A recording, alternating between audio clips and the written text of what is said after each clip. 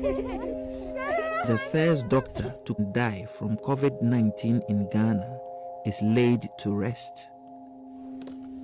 He was a great physician. So his loss is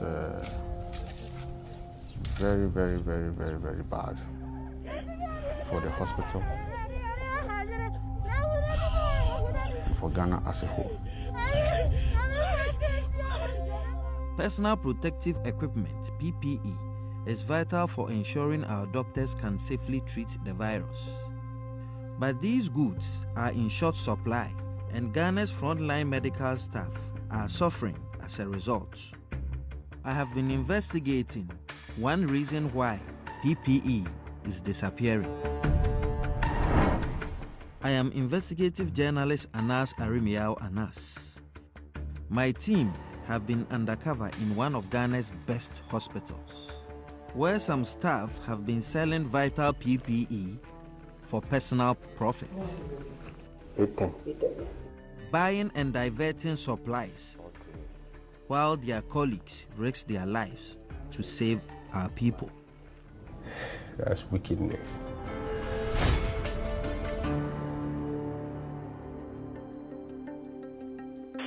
Greater Accra Regional Hospital is ground zero for COVID-19 in Ghana. When the virus arrived, they faced a potentially disastrous lack of PPE. Government called for hospitals to gather as much as possible, and the country rallied around to help. You are the frontline defense of the population against the disease, and we must all support you to be able to protect us. But I received multiple reports from hospital staff that some of their colleagues had formed a clandestine network to cash in on the crisis.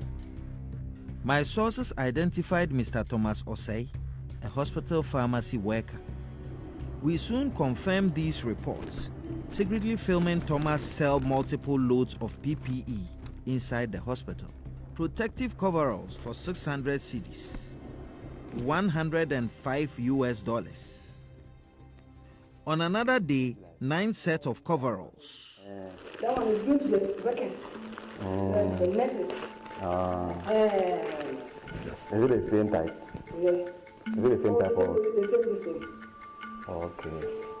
Thomas seemed completely at ease, unconcerned about selling off this life-saving medical equipment in plain sight within the hospital. And then he sold us multiple face shields, equipment that medical workers have been crying out for. So you go unscrew this one. Then you put another one there. The total bill came to $450. Renowned surgeon Dr. Hadi Abdallah has faced a lack of PPE while treating COVID patients. It's unbelievable. This is so bad. He was shocked by our findings. If you look at the face shield, my head of department tried on his own to try and create some for us. And apparently we had some in the country and people were selling it. Like that's wickedness.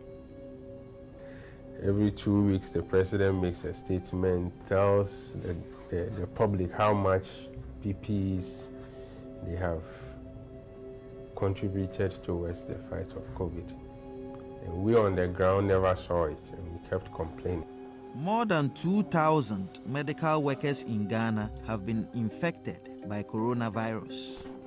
We work in a system where people were told that they had to manage with 2 or 3 marks for a whole week.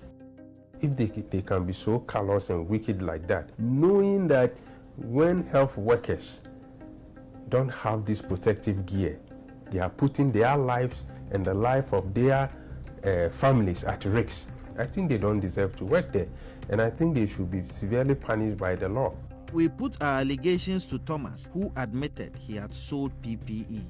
He claimed he did it for personal business, that the goods did not belong to the hospital, and provided receipts for the items.